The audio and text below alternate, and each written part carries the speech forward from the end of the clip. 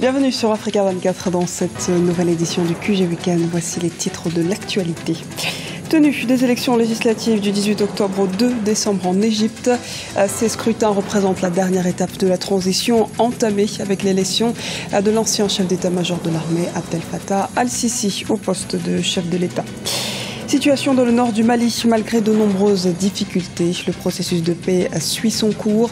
Les groupes rebelles et mouvements armés pro-gouvernementaux semblent multiplier les gestes d'apaisement. Focus sur la rentrée universitaire au Gabon. Ce 1er octobre, la mutuelle de l'université Omar Bongo de Libreville a présenté les différentes offres de formation de l'établissement afin de notamment lutter contre le fort taux d'échec durant les études supérieures. Mais avant de développer ces titres, en Côte d'Ivoire, la société civile reste mobilisée pour un scrutin libre et transparent. La plateforme de la société civile pour l'organisation des élections, une coalition de 14 associations, va en ce sens déployer 755 observateurs pendant l'élection présidentielle du 25 octobre. Une nouvelle méthode de comptage rapide des votes va être expérimentée afin de limiter les contestations et les violences post-électorales. Autre scrutin du côté de l'Égypte cette fois. Les élections législatives se dérouleront en 2 phases et le premier tour de la première phase aura lieu les 18 et 19 octobre prochains. Le scrutin devait initialement avoir lieu en mars dernier, mais il avait été reporté sine die, la loi électorale ayant été jugée anticonstitutionnelle. Aujourd'hui, l'heure est aux préparatifs, comme nous l'explique Ibirama Saounera. En Égypte, la campagne pour les élections parlementaires se poursuit. Des banderoles des candidats ornent certaines rues du Caire, la capitale. Cependant, certains candidats se plaignent de la durée de la campagne, jugée trop courte. La période entre le vote et la campagne électorale est très courte, pas plus de 17 jours. Ma circonscription électorale est composée par exemple de 2 grandes zones très peuplées. J'ai besoin de plus de temps pour atteindre tout le monde. Ce ne sont pas seulement les candidats qui sont sous la pression avant ce scrutin. Certains travailleurs de l'imprimerie estiment que la durée des campagnes ne leur permet pas d'imprimer toutes les commandes des candidats. La commission électorale n'a pas précisé quand les élections auront lieu. Tous les candidats ont commencé leur campagne tardivement. C'est une période très courte, de 15 à 17 jours environ. Nous avons commencé en retard, donc nous ne pourrons pas faire la campagne comme il se doit. L'Égypte a été sans parlement depuis juin 2012. Les élections parlementaires étaient prévues en mars 2015, mais elles ont été retardées. Selon la commission électorale, les élections débuteront le 18 octobre 2015. Un deuxième tour du scrutin aura lieu du 22 au 23 novembre 2015. Processus de paix au Mali. L'application de l'accord a été retardée par de récentes offensives dans lesquelles la plateforme et la coordination des mouvements de l'Azawad étaient parfois impliqués. Les travaux autour de l'accord de paix d'Alger se poursuivent toutefois. Arwa Barkala nous fait le point. Au Mali, les travaux autour du processus de paix sur la bonne voie. Les 2 groupes armés, rebelles et proches gouvernementaux, font preuve de beaucoup de bonne volonté.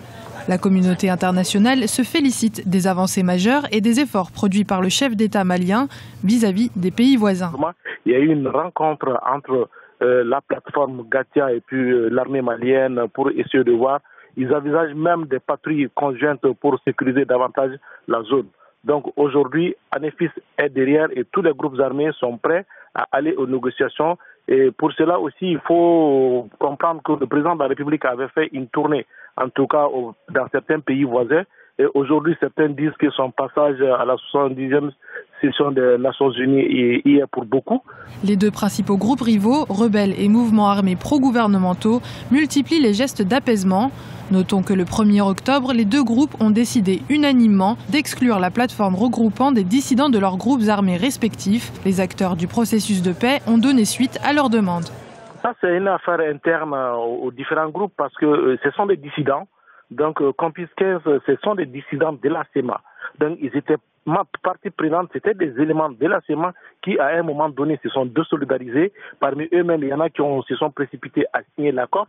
Donc, on voit en eux comme une certaine traîtrise.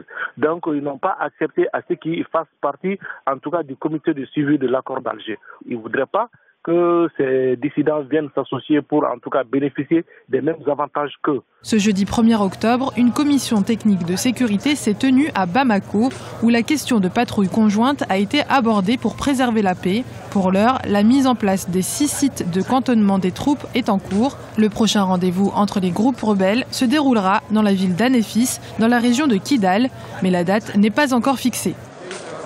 Journée d'intégration universitaire au Gabon ce 1er octobre. La mutuelle de l'université Omar Bongo a profité de la rentrée académique 2015-2016 pour sensibiliser les étudiants quant à une meilleure orientation tout en leur expliquant leurs droits et leurs devoirs. Les précisions dans ce reportage de Douglas Toutoum, notre correspondant au Gabon.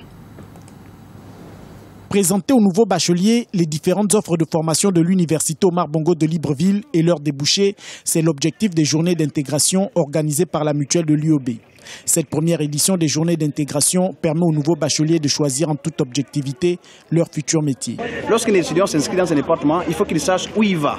Quels sont les débouchés, par exemple la littérature africaine. Quels sont les débouchés de l'anglais. Quels sont les débouchés de l'économie. Quels sont les débouchés du droit. Donc c'est la raison pour laquelle nous avons organisé cette journée pour les mettre dans les conditions pour qu'eux-mêmes ils fassent un choix rationnel.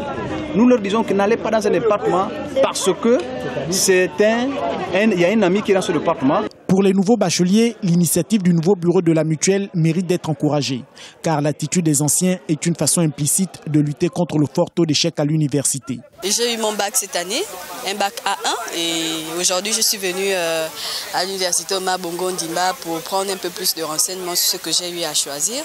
Et donc je suis ravie de voir des grands frères qui ont déjà eu leur bac et qui sont là à notre disposition pour nous donner des informations qu'on n'avait pas, et ça c'est encourageant. Du paiement électronique de l'inscription au renseignement sur les départements et leurs débouchés en passant par le système LMD, plus rien n'aura de secret pour ces nouveaux bacheliers.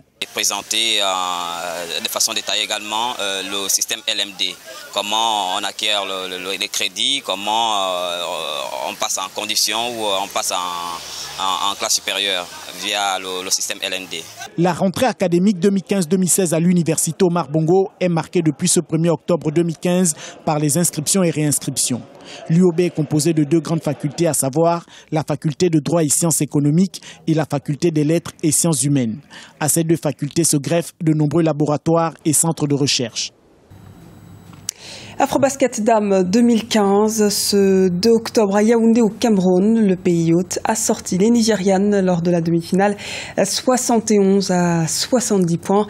L'équipe d'Angola s'est, elle, inclinée face aux Lyon sénégalaises 54 à 56 points. Vous l'aurez donc compris, la finale se jouera entre le Sénégal et le Cameroun ce 4 octobre. Et le vainqueur de l'Afrobasket Dames empochera son billet pour les Jeux Olympiques de 2016 à Rio au Brésil. Et le finaliste et le 3e disputeront des tournois mondiaux de qualification au JO. C'était le journal de la rédaction. Merci de nous avoir suivis. Retrouvez dans un instant une nouvelle édition de l'actualité sur Africa 24.